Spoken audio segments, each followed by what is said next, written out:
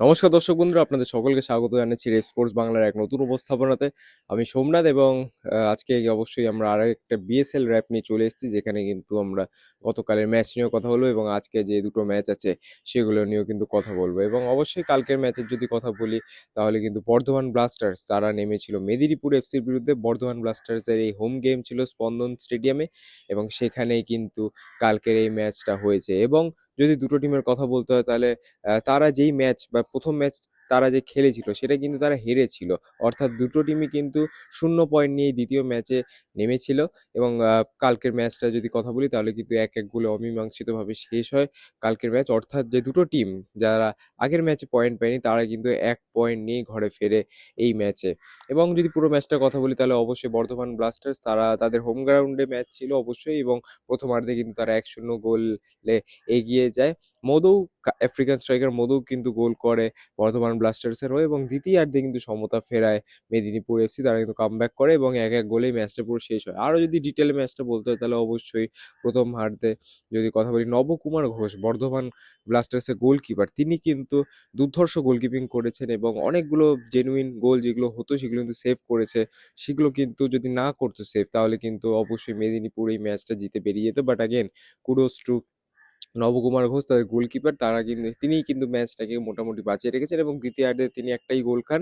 কিন্তু সেই গোলটার বিষয়ে কি বেশি কিছু করার ছিল না। একদম ক্লিন একটা হেডার ছিল সোমনাথ প্রামাণিকের থেকে, সেখানেই কিন্তু বিট হয়ে যায় নবকুমার ঘোষ এবং 1-1 গোলে কিন্তু ম্যাচটা অমীমাংসিতভাবে শেষ হয়। কিন্তু এটা তো হলো গতকালের ম্যাচ, কিন্তু আজকের ম্যাচের যদি কথা বলি, তাহলে অবশ্যই আছে কিন্তু একটা ডাবল হেডার আছে। Howrah Hooghly warriors FC, north 24 Pargana FC versus Howrah Hooghly warriors FC.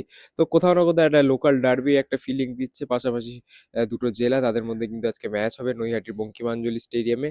এবং যদি দ্বিতীয় ম্যাচটার কথা বলি, মালদার ডিএসএ স্টেডিয়ামে কিন্তু যেইচআর রয়্যাল সিটি, মালদা মুর্শিদাবাদ তারা খেলতে নামবে কোপা টাইগার্স বীরভূম। অর্থাৎ সেখানেও কিন্তু কাছাকাছি দুই জেলার টিম। তো আজকে একটা লোকাল ডার্বি আমরা দেখতে পারি ডাবল হেডার্সে, এবং অবশ্যই কিন্তু নজর থাকবে সেই দিকে। কারণ যদি পুরো পয়েন্টস টেবিলের কথা বলি, তাহলে কিন্তু এখন একটা মাত্র টিম যারা 6 পয়েন্টে বসে আছে, সুন্দরবন বেঙ্গল অটো এফসি। তারা 6 পয়েন্টে 2 ম্যাচ খেলে বসে আছে, এবং অনেক টিম, 4টের কাছাকাছি টিম কিন্তু এখন 3 পয়েন্টে লিগ টেবিলের মাঝে আছে। এবং তারপরে দুটো টিম, যেমন আমরা কথা বললাম বর্ধমান ব্লাস্টার্স এবং মেদিনীপুর, তারা কিন্তু দুটো টিম 1-1 পয়েন্টে বসে আছে।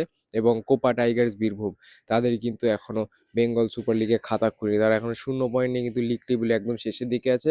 অর্থাৎ তারা কিন্তু চাইবে যে আজকের ম্যাচটা তারা জিতে, অ্যাওয়ে ম্যাচ যদিও তাদের জন্য, আজকের ম্যাচটা জিতে কিন্তু তারা এই বেঙ্গল সুপার লিগে খাতা খুলতে চাইবে। কিন্তু অ্যাগেন যেইচআর রয়্যাল সিটি যেরকম আমরা বলে থাকি, তারা কিন্তু বিএসএল এর কন্টেন্ডার, এবং তাদের যে খেলা দেখে কিন্তু সেটাই মনে হয়। যদিও তারা তাদের আগের ম্যাচ হেরেছে সুন্দরবন বেঙ্গল অটো এফসির কাছে, but still they are a very good team. যা মাত্র 1-0 গোলে তারা হেরেছিল, বাট যে টিমের মধ্যে যে ব্যালেন্সটা আছে, যে কম্পোজারটা আছে, সেটা কিন্তু দেখেই বোঝা যায়। এবং যে এইচআর রয়্যাল সিটি কিন্তু প্রচণ্ড ব্যালেন্স টিম, সেখান থেকে কিন্তু একটা টাফ জব হবে এটা কোপা টাইগার্স বীরভূমের জন্য। বাট যতটা না ইম্পর্টেন্ট আজকের ম্যাচটি যে এইচআর রয়্যাল সিটির জন্য, তার থেকে কিন্তু বেশি ইম্পর্টেন্ট আজকের ম্যাচটা কোপা টাইগার্স বীরভূমের জন্য। এবং অবশ্যই প্রথম ম্যাচটারও যদি কথা বলি, নর্থ 24 পরগনা এফসি ভার্সেস যদি আমরা কথা বলি হাওড়া হুগলি ওয়ারিয়ার্স এফসি, সেখানেও কিন্তু অ্যাগেন এটা একটা ইম্পর্টেন্ট ম্যাচ আপনারা বলতে পারেন। কারণ নর্থ 24 পরগনা তারা কিন্তু একটা ফেভারিট টিম এবার বিএসএল। তারা যে তাদের প্রথম ম্যাচ যেভাবে ডমিনেটিং ফ্যাশনে জিতেছিল, আজকে কিন্তু ঠিক সেরকমই আশা করা যায়। এবং আজকে কিন্তু অবশ্যই তারা তাদের হোম গ্রাউন্ড নৈহাটির বঙ্কিমাঞ্জলি স্টেডিয়ামে খেলবে। তো অবশ্যই সেই দিকে আমাদের নজর থাকবে। এবং বিএসএল নিয়ে এরকম রেগুলার কন্টেন্ট কিন্তু অবশ্যই আপনাদেরও নিশ্চয়ই নজরে থাকবে রেড স্পোর্টস বাংলা পর্দায়, যেখানে আপনারা আপনাদের ফেভারিট টিমের ব্যাপারে রোজ কিছু না কিছু আপডেট পেয়ে যাবেন, এবং পুরো বিএসএল কিভাবে চলছে, বা কে কি কোন টিম কবে জিতছে, কি কত পয়েন্টসে আছে, বা পয়েন্টস টেবিল কীরকম জায়গা আছে, সমস্ত আপডেট কিন্তু আপনারা একটা ভিডিওতেই পেয়ে যাবেন। তো অবশ্যই দেখতে ভুলবেন না রেড স্পোর্টস বাংলা। তো আপনাদের থেকে আজকের মতো বিদায় চেয়ে নিচ্ছি আমি সোমনাথ, এবং অসংখ্য ধন্যবাদ আপনাদেরকে এই ভিডিও দেখার জন্য। আপনাদের সাথে দেখা হবে পরবর্তী ভিডিওতে। ততদিনে ভালো থাকবেন, সুস্থ থাকবেন, এবং নমস্কার।